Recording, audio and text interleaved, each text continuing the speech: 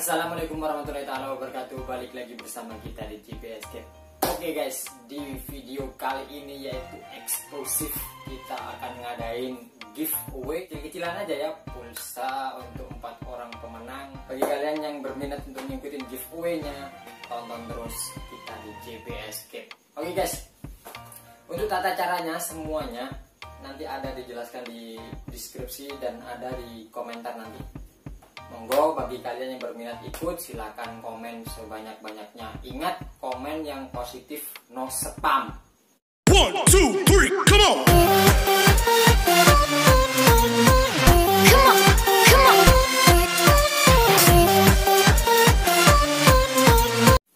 Oke, tanpa berlama-lama kita langsung saja ke videonya. Jadi di sini si Andi, salah satu dari pendaki, itu sudah menuliskan ceritanya tentang pendakian mereka di Gunung Arjuna.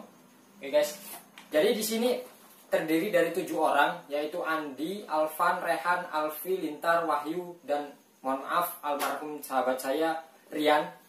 Mereka merencanakan pendakian ke Gunung Arjuna dengan jumlah ganjil 7 orang. Nah, almarhum Rian sempat minta saran sama saya, kalau ke Arjuna itu apa aja yang harus disiapkan, apa aja yang harus diperhatikan, dan apa aja rintangan-rintangannya. Saya kasih saran akhirnya, kalau bisa jangan ganjil. Kedua, kalau bawa cewek itu jangan sampai ceweknya lagi haid. Ketiga, kalau kalian lagi salah satunya itu ada yang capek, mohon jangan sampai ditinggal. Jangan yang kayak gitu tuh gak boleh. Dan akhirnya waktu hari H mereka mau berangkat, mereka berkumpul di rumah Andi. 7 orang berkumpul di rumah Andi sekitar jam 8 dan mengecek segala logistik, segala macam perlengkapan mereka untuk mendaki. Sampailah di jam 9 dan mereka berangkat ke Tretes. Dari Sidoarjo ke Tretes sekitar 2 jam, nyampailah mereka di sana jam 11 dan mereka langsung mendaftar di pos perizinan Tretes. Terus mereka langsung dikasih briefing sedikit dan mereka langsung sedikit berdoa seperti biasa. Doa kalau mau naik gunung semuanya itu pasti lagi berdoa sebelum naik. Nah, setelah itu mereka langsung melakukan pendakian.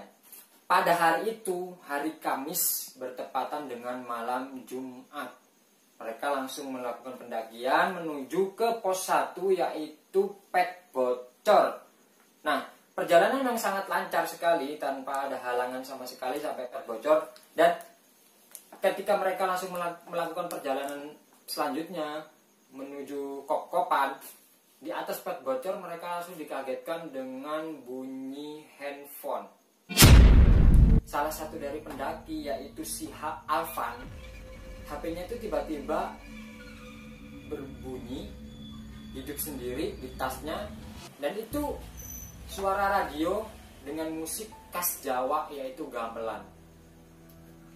Mereka langsung ketakutan, akhirnya si Alvan buru-buru mengambil HP-nya dan mematikannya. Setelah itu mereka langsung melanjutkan perjalanan. Setelah diganggu oleh yang nggak tahu apa itu, tiba-tiba salah satu yang cewek, si Alfi ini merasakan capek. Dan akhirnya mereka berinisiatif untuk istirahat sebentar.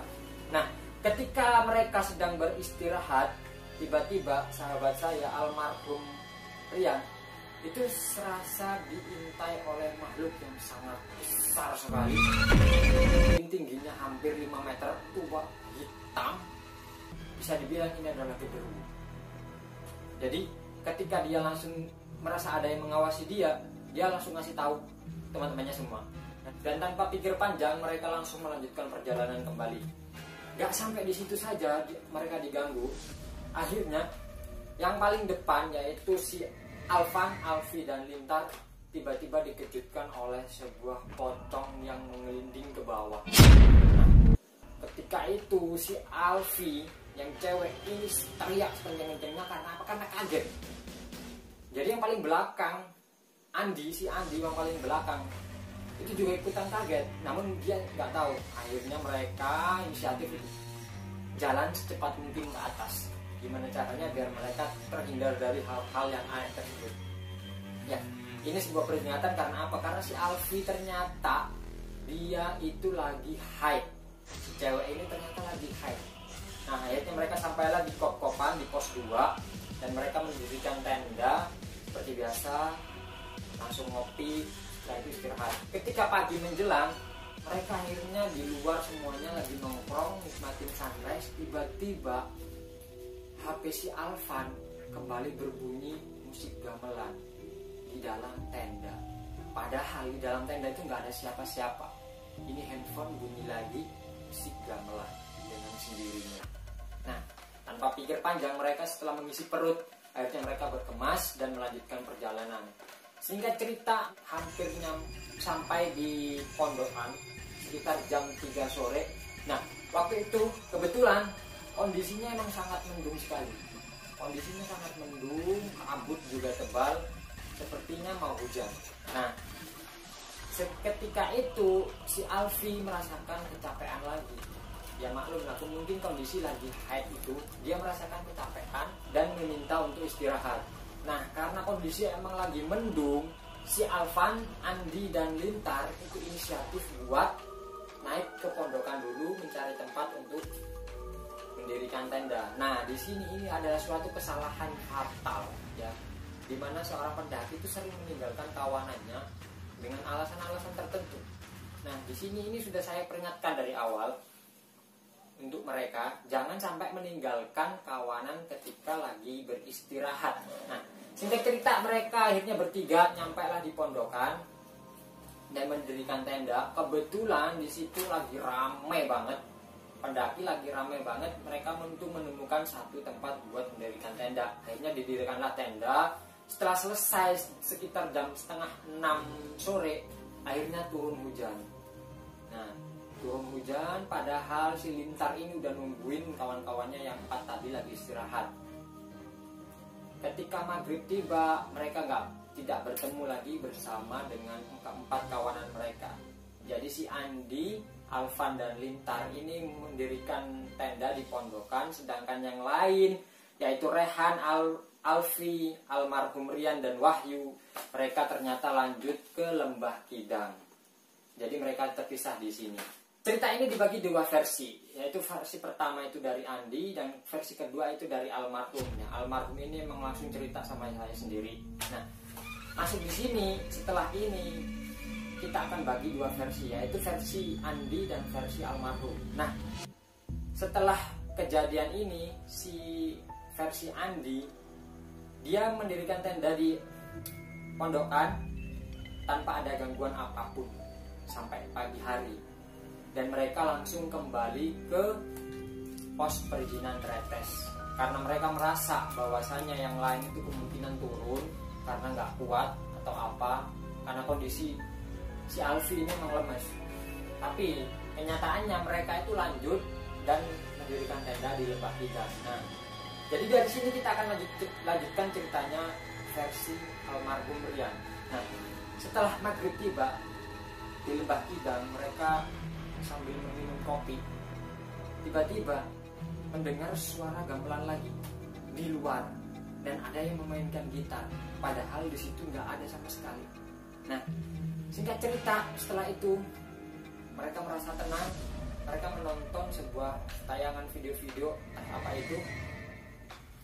Di situ mereka didengarkan sama musik gamelan lagi. Jadi mereka dalam satu malam itu didengarin musik gamelan 2 kali. Nah, singkat cerita, sempat kata almarhum itu dia juga melihat sosok putih, namun nggak jelas. Di luar sana dia melihat sosok putih, namun nggak jelas. Akhirnya singkat cerita sampai pagi hari mereka itu memutuskan untuk langsung saja naik ke puncak tanpa memikirkan yang lain. Padahal yang lain pagi hari itu mereka merencanakan untuk turun, nggak mau naik ke puncak karena takut yang kelompoknya almarhum Rian ini juga nggak naik ke atas. Nah, setelah itu almarhum naik terus ke atas dengan teman-temannya. Sampailah mereka di suatu puncak sebelum Arjuna itu ada puncak lain.